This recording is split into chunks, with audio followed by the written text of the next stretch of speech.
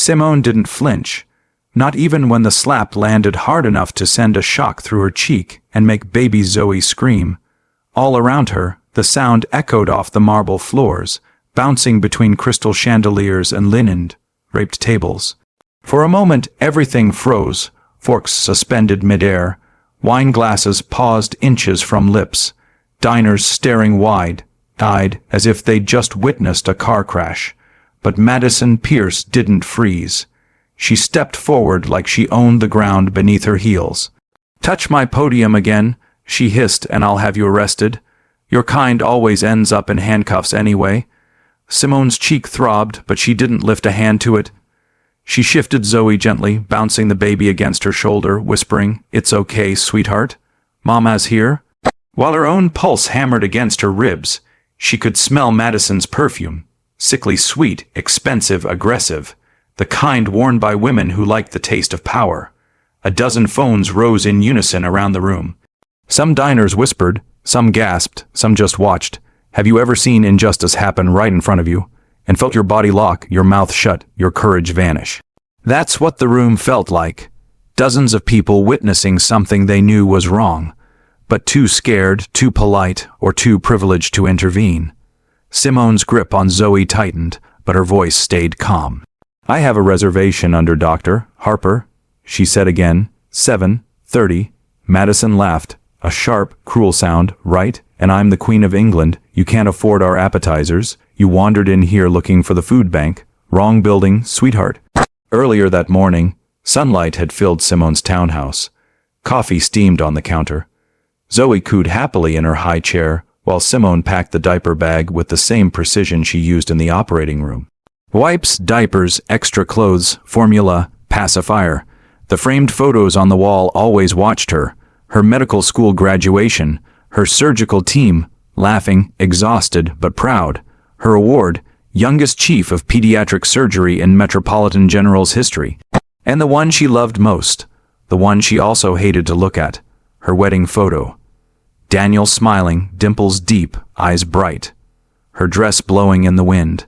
Their foreheads touching in the moment, the photographer captured them laughing for no reason except that they were in love. He died a year later. A truck driver fell asleep on the interstate and pushed Daniel's car into a guardrail. One moment Simone had a husband. The next moment she had a folded flag, insurance paperwork, and a newborn baby to raise alone.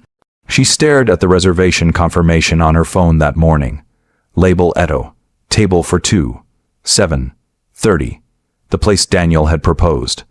The place they visited every anniversary. Tonight was the first anniversary without him. She was coming to honor his memory, to show Zoe the place where their love story turned into a lifetime. Simone had no idea she was walking straight into a nightmare. Label Edo gleamed like a jewel in the richest part of town, valet circle shining with polished cars, a doorman in a tailcoat, glass doors heavy enough to suggest wealth before you even stepped inside. Madison Pierce had been waiting 3 years at the Hostess podium, and she treated it like a throne. Her parents were old money, real estate tycoons, charity gala royalty. She didn't need a job. She wanted control. She thrived on deciding who belonged and who didn't. She'd turned away guests before, always people of color, always with excuses. Servers whispered. Cooks grumbled. The manager, Derek, looked the other way. Madison's father played golf with corporate. She was untouchable, and the more untouchable she felt, the worse she became. Inside the restaurant, diners ate truffle risotto and wagyu steak, while a string quartet played softly near the window. Every tablecloth was crisp and white. Every wine glass sparkled like crystal ice. And now, in the middle of all that elegance, Simone Harper, Dr. Widow Mother, stood holding her screaming baby while a racist hostess tried to humiliate her into leaving. Simone inhaled slowly. She felt Zoe trembling against her chest. Tiny, frightened, innocent. "Please check your system," Simone said quietly. "The reservation is there." Madison planted her hands on the podium.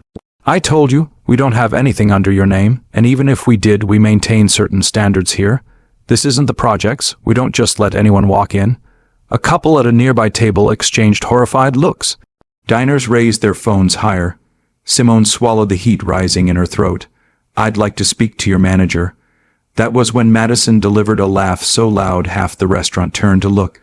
"Oh, let me guess," she sneered. "You're going to claim discrimination. Play the race card." Her voice dripped with mock sympathy. How original. Derek Carter, the manager, finally stepped forward. A man who'd spent 20 years working his way up from busboy to floor manager. A man who had 2 kids in college and a mortgage he could barely pay. A man who saw everything Madison did, and never once stood up to her. "Everything, oh, hey here," he asked, "just explaining our policies to this woman." Madison said sweetly, "No reservation, no table." Simone turned to Derek, desperation growing under her calm exterior. "Sir, I have a confirmation email. My card was charged the deposit. I made this reservation weeks ago." Derek hesitated, guilt flickering across his face.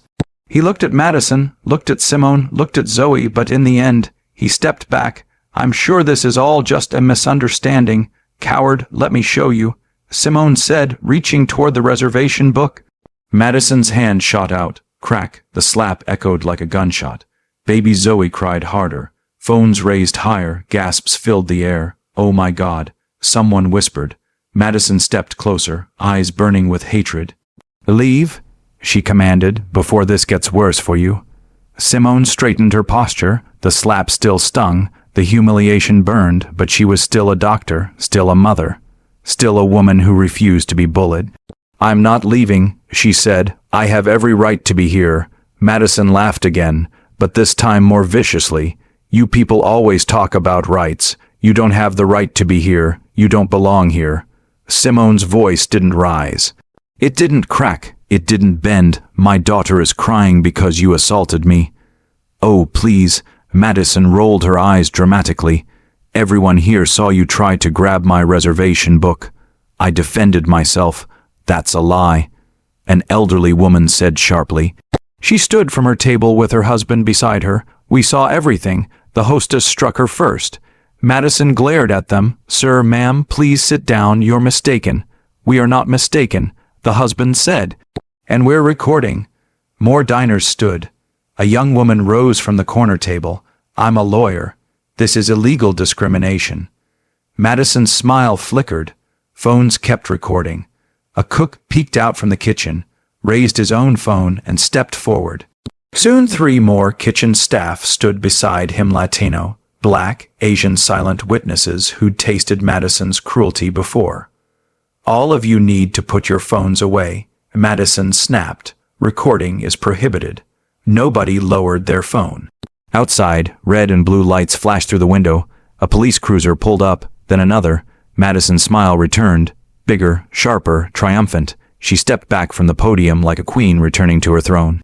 "Here we go," she whispered. "This is where you learn your place." The doors opened. 2 officers entered. Officer Jennings, white, crew-cut, jaw wired tight, hand resting on his gun. Officer Martinez Latino, younger, eyes wary, already sensing something was off. Madison ran to them dramatically. "Officers, thank God you're here. That woman," she pointed at Simone, "attacked me. She tried to force her way inside. She's violent. I'm scared for my safety." Jennings' eyes locked onto Simone. Cold, predatory, already convinced she was guilty. "Ma'am," he said, hand moving closer to his weapon, "I need you to step outside. She assaulted me." Simone said, "There are witnesses. Please listen." I said outside. Jennings stepped closer. Zoe whimpered. Simone held her close. "Officer, please let me explain. We can do this the easy way or the hard way." Jennings snapped. "Your choice." Simone glanced at Martinez, pleading silently for fairness, reason, anything. Martinez shifted uncomfortably but didn't speak. Simone walked toward the door, clutching Zoe. Outside, the valet circle blazed with streetlights. People gathered. Phones were up. Someone was live, streaming. Jennings followed, too close behind her. "Put the baby down," he ordered. Simone froze. "I'm not putting my infant on the ground. It's a safety issue." Jennings said, "Put it down or I'll take it." "You can't take my daughter." "I can and I will." Martinez stepped forward. "Come on, man, she's holding a baby." I said I've got it, Martinez. Jennings turned back to Simone. Give me your bag. Simone held Zoe with one hand, the diaper bag in the other. You need probable cause to search. I have it. Trespassing. Disturbance. Resisting orders. He snatched the bag, opened it, dumped everything on the sidewalk. Baby bottles rolled, wipes scattered, pacifiers bounced, her wallet, keys, and hospital badge hit the concrete. Jennings picked up the badge. Metropolitan General Hospital, Dr. Simone Harper. He smirked. Right, and I'm the Surgeon General. That is my ID. Simone said sharply, call the hospital. I'm not calling anyone based on a fake badge. He tossed it onto the ground. Simone's control cracked. Call them, she said, voice shaking. Call right now. Jennings ignored her. He kicked through the pile of baby items. Where are the drugs, stolen cards? What else you hiding? There is nothing. Simone cried. The elderly couple stepped closer. Officer, the woman said, we have video. She's telling the truth. Jennings didn't even look at them. Phones surrounded him. The live stream climbed past 4 zeros. 0 viewers. Someone yelled, we see you. The whole world sees you. Jennings' jaw locked. He turned back to Simone, who was kneeling, trying to pick up Zoe's belongings with one hand while holding her crying baby with the other. Pick it up, Jennings ordered. I can't do that with one hand. Simone snapped. Figure IT out. Simone knelt lower. Zoe cried harder. A woman tried to help, but Jennings shouted, do not touch anything. That's evidence. The woman yelled back, evidence of what? That she's a mother? Phones moved closer. Martinez finally spoke up. Jennings, we should slow down. Jennings spun on him, furious. You keep questioning me, and you can explain to the sergeant why you let a suspect walk. Suspect. That word hit Simone like another slap. She wasn't a suspect. She was a mother, a doctor, a grieving widow honoring her husband's memory, and now everywhere she turned, power was being used to crush her. Jennings snapped photos of Simone, the pile of baby items, Zoe's terrified face. Humiliation poured over her like ice water. Someone in the crowd shouted, this is racism. Jennings stiffened. He hated that word. He marched toward Simone, hand on his cuffs. That's enough. You're under arrest. Phones shot closer. Voices rose. Zoe screamed. Martinez stepped between them, breath shaking. Jennings, wait. Just wait. Jennings grabbed Simone's arm. She jerked back instinctively, clutching Zoe tighter, and Jennings' eyes lit up. Like he had just seen the excuse he needed. There it is, he said with a sick smile, resisting. He reached for her again, and that was the moment a black SUV screeched into the valet circle. The door opened. A man stepped out, tall, broad, shouldered, suit sharp enough to cut glass. His expression dark as a storm. The entire crowd gasped. Even Madison froze inside the doorway. Officer Jennings blinked, confused. Because the man stepping out of that SUV was someone everyone in this industry knew. Someone whose name carried weight. Someone who owned the entire chain of restaurant, including Label Eto, Jonathan Wright. CEO of Elysian Dining Collective, and he was looking directly at Simone, with recognition, with fury, and with a promise in his eyes. Everything was about to change. Simone stayed frozen for a moment, her ears still ringing from Madison's last words. This is why some people should never have kids. The sentence replayed in her head, like someone tapping a bruise. She had been insulted before. Public spaces weren't always kind to women who looked like her, especially with a baby on her hip. But something about Madison's tone carried a special kind of poison. A poison that didn't just sting, it clung. Baby Zoe babbled softly, her tiny hand patting Simone's collarbone like she sensed the shift in her mother's breathing. Simone inhaled deeply, smoothing the curls on Zoe's head. She forced her voice calm. Let's go, princess. Mommy's not about to waste our peace on someone who doesn't have any. She adjusted the diaper bag, pushed the door open, and stepped back into the hallway of HorizonTech's main tower. The elevator dinged, the soft mechanical chime almost mocking the chaos she had just walked out of. As she stepped in, she finally exhaled. The doors closed, the silence wrapped around her like a blanket. But she didn't feel comfort. She felt something else, a burn, a simmer, a frustration that felt earned. She knew she wasn't wrong. She knew she wasn't out of line. She had done what any mother would do. Try to get help for her baby's sudden skin rash. She only needed 2 minutes, 2 answers, 1 glance from a nurse, any human kindness. Instead, she got humiliation. The elevator descended floor by floor, each chime echoing through her chest. Who does she think she is? Talking to me like I'm nothing, like Zoe is nothing.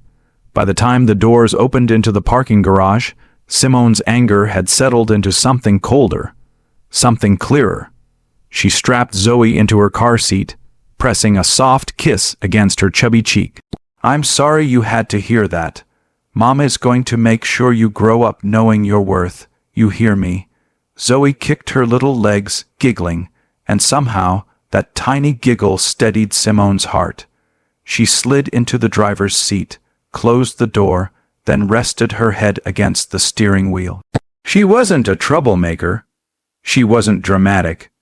She wasn't the type to report someone, just for a rude tone. But Madison wasn't just rude.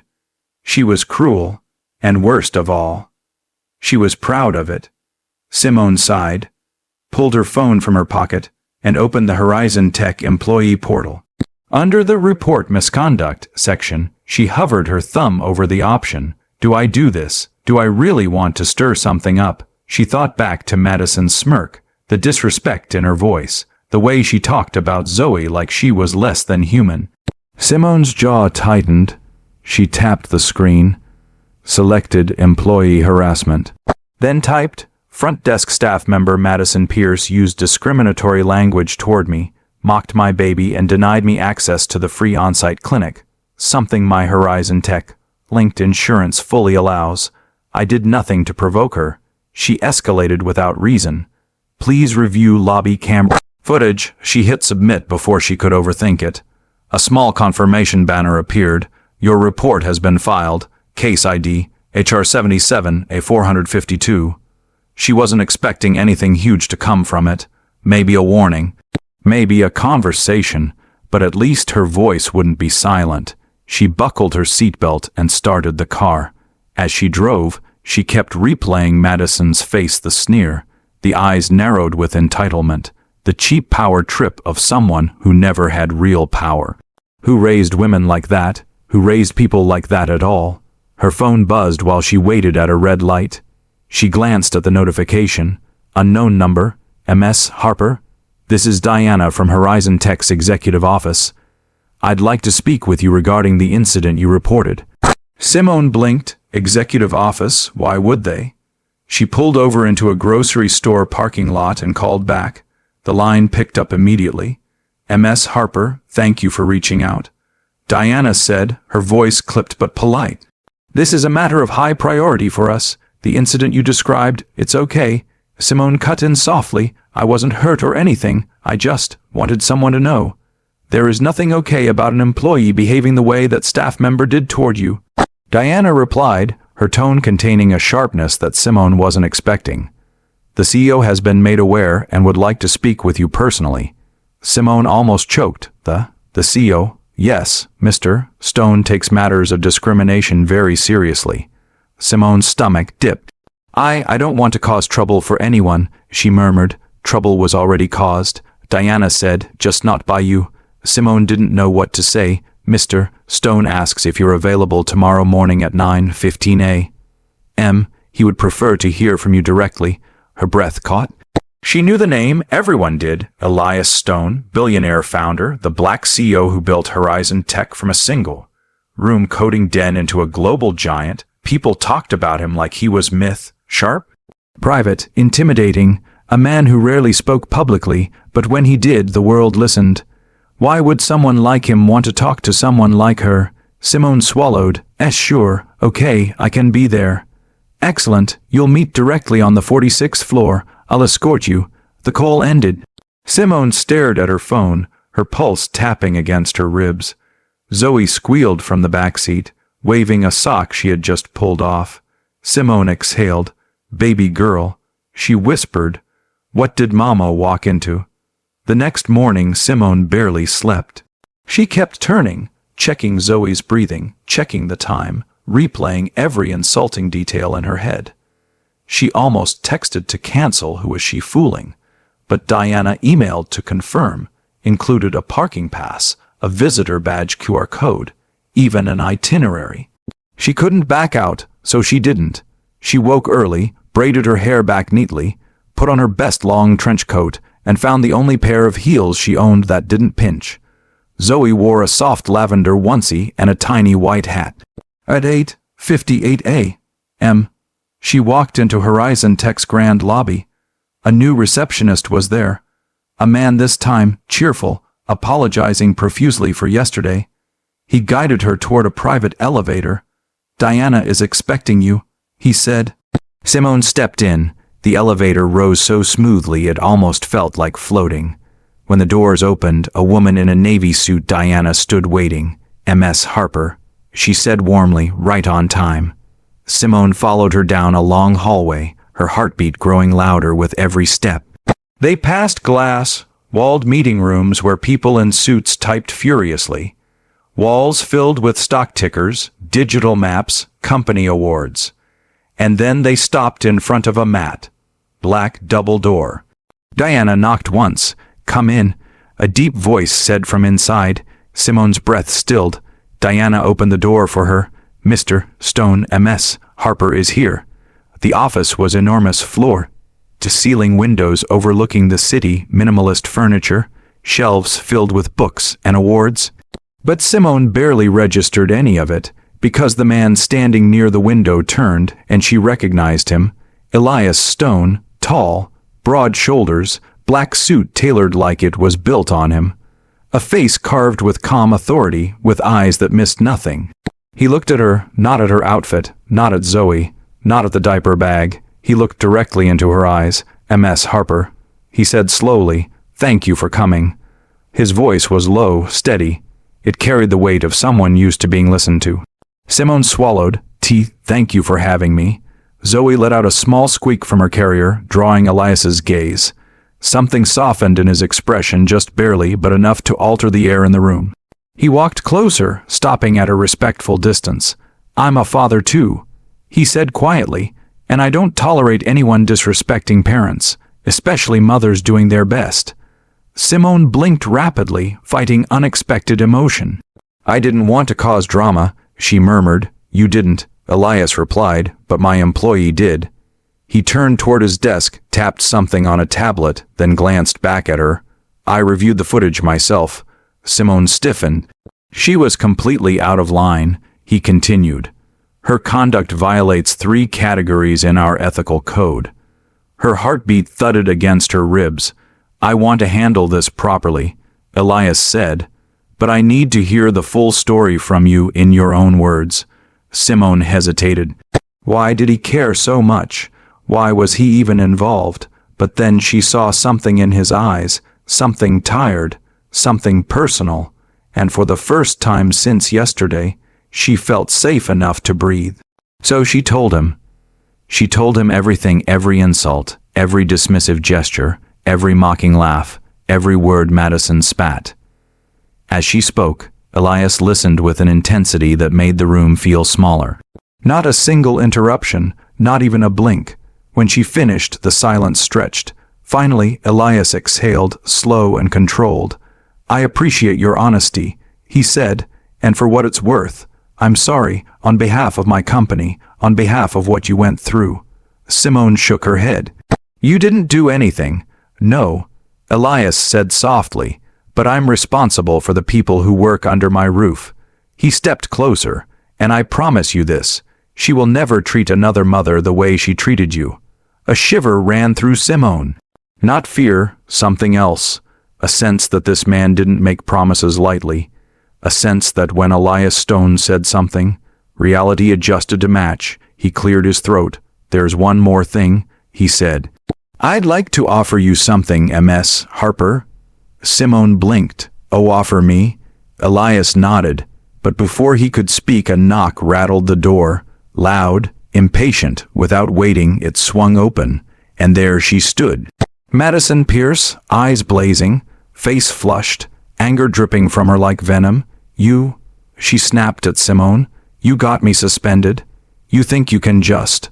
Her voice died because Elias turned, slowly, deliberately, and the look he gave her. It silenced the room. His gaze was ice, sharp, unforgiving. For the first time maybe in her entire life, Madison looked unsure of herself. "Ms. Pierce," Elias said, voice low and dangerous. "You're interrupting." Madison swallowed. I wanted to explain." "No," Elias cut in. "You will listen." Simone held Zoe tighter. Madison's eyes darted between them, confusion growing, fear creeping in. Because she still didn't understand. She still didn't know who she had disrespected, and whose presence she had just barged in on. Elias stepped forward, straightened his suit, and prepared to reveal the truth. Elias's eyes didn't waver. Madison's bravado had completely drained. The confidence she wielded yesterday like a weapon was gone. "Ms. Pierce," Elias said, his voice calm but cold, "you're aware this is a professional environment, and yet you deliberately humiliated a visitor, one who has every right to be here, and mocked her child." Madison blinked rapidly, words stuck in her throat. I didn't mean," she stammered. "You didn't mean." Elias repeated, his tone sharper now. "You chose to speak. You chose cruelty. You chose disrespect, and that choice has consequences." He reached for a tablet on his desk. A few taps later, a screen lit up behind him, displaying Madison's yesterday's lobby interactions in real-time footage from multiple angles. The video showed every sneer, every mocking gesture, every dismissive laugh, perfectly captured. Simone's stomach flipped. She hadn't expected to see the footage, but she didn't need to. She already remembered every humiliating detail. Madison's eyes widened. What? How? That's I." Elias didn't flinch. "This is HorizonTech. We value accountability, and at HorizonTech, we do not tolerate people who misuse their power, no matter how small." He paused, letting the weight of the words sink in. Madison's face drained of color. Simone felt a mix of relief and shock. She had never imagined the CEO would personally handle this. Then Elias's expression softened, not toward Madison but toward Simone. "You did the right thing by reporting her," he said, turning fully to her now. "Too many people stay silent because they fear confrontation or repercussions, but you didn't. You acted with integrity and courage." Simone's throat tightened. I was just tired of being treated like my child wasn't worth anything." Elias nodded. "And that's exactly why it matters." He gestured subtly toward Madison. "Ms. Pierce, you will be suspended immediately pending a full HR investigation. You will also undergo mandatory sensitivity and professionalism training. Your behavior yesterday is unacceptable, and it will not happen again. Do you understand?" Madison swallowed hard. "Why? Yes, sir." Elias's gaze returned to Simone. "Now, Ms. Harper, I'd like to offer you something." Simone blinked. I don't understand." "You don't need to, not yet," he said, a slight smile tugging at the corner of his mouth. "I want you to know that HorizonTech recognizes your value, not just as a parent, but as someone who brings clarity and honesty into situations others might ignore. I'd like to extend an opportunity for you to join our parent advocacy program. It's designed to ensure that parents, especially mothers, feel supported while working or using our services." Simone's eyes widened. "Join your program?" "Yes," Elias said. "You'll be involved in shaping policy, helping us improve facilities, and making sure situations like yesterday never happen again. Your voice matters, and I want it heard." Simone was stunned. I don't know what to say. That's amazing." Elias's smile widened slightly. "Just say yes." Simone's lips curved into a genuine smile. "Yes." Zoe clapped from her carrier. Simone laughed softly. "And Ms. Harper?" Elias added, leaning in just a little. "You've also just witnessed firsthand the importance of standing up for yourself. That's a lesson Zoe will learn from you. I admire that." Simone felt heat rising in her chest. Not anger, but pride, strength, validation. Madison, meanwhile, shrank in the corner, silently furious, humiliated, and realizing that she had underestimated both Simone and Elias. Elias didn't need to say it, but the room's energy made it clear. Madison's power trip had ended. Then something surprising happened. Elias turned to the desk, tapped again, and pulled up a new window. He gestured to Simone. "Ms. Harper, I also want you to meet someone." The door behind Madison opened slowly. Another woman stepped in, tall, striking, with confidence radiating from every movement, the kind of presence that made a room shift. Simone's jaw dropped. It was the real CEO. The woman smiled warmly at Simone. "I heard about what happened yesterday. I wanted to meet the woman who stood up so courageously." Simone's heart skipped. She stared, unsure if she was dreaming. The CEO extended a hand. "I'm Victoria Langford, CEO of HorizonTech." Simone shook it, trembling. It's an honor, ma'am." Victoria glanced at Elias. He nodded slightly. Then she turned fully to Simone. "You did the right thing," she said. "And it's rare to see someone so calm yet assertive in the face of blatant disrespect. You've set an example not just for employees here, but for parents everywhere." Simone blinked. I didn't expect any of this. You just did what was right," Victoria said softly. "And because of that, you've changed something here. That's the kind of impact we need." Simone felt tears prick her eyes. All the frustration, the humiliation, the fear, it all melted in that moment. She felt seen, she felt respected. Victoria's gaze softened, and as for Ms. Pierce, Simone glanced back at Madison. The woman's face was a portrait of defeat, realizing she had lost control entirely. Victoria continued, "She will not have the power to harm another parent here. We make sure of that, and I hope this serves as a lesson not just for her, but for anyone who thinks disrespect is acceptable in a professional environment." Madison muttered something under her breath, but no one paid attention. She was powerless in that room. Elias gave Simone a reassuring nod. "You see, some people just need to understand that respect isn't optional." Simone smiled through the lingering tears. I get it now, I really do." Victoria's eyes softened again. "And that's why we need people like you in our parent advocacy program. You understand the stakes. You understand the impact of one person's actions. You can help prevent others from going through what you endured." Simone's voice shook with emotion. I would be honored to help." Zoe clapped from her carrier again. Simone laughed, hugging her daughter close. Elias stepped forward, his presence commanding. "Ms. Harper, you've just turned a negative experience into something powerful, and that's why I knew you belonged here today."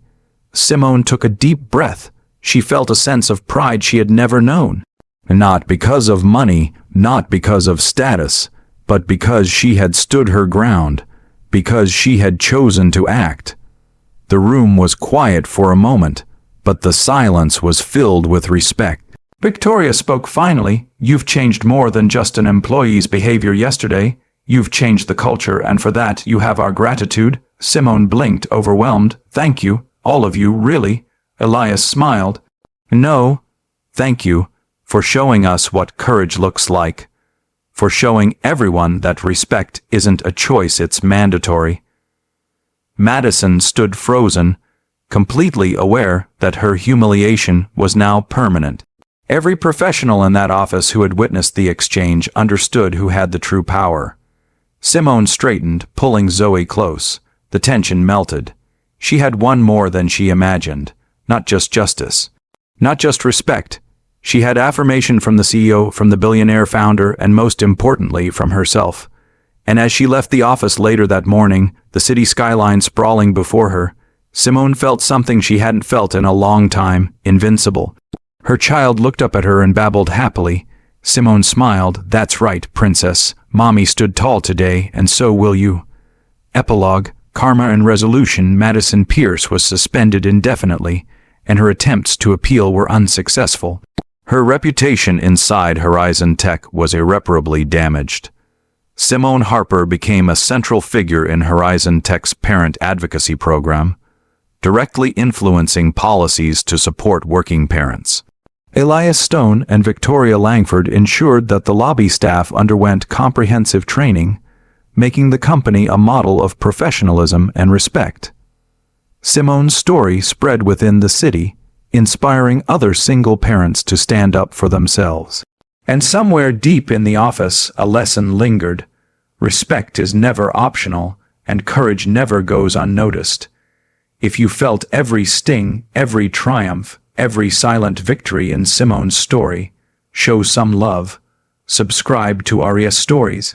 Drop a comment sharing a time you stood up for yourself because your voice deserves to be heard too. And don't forget to like, share, and hit that bell. More stories like this are coming, and you won't want to miss a single one.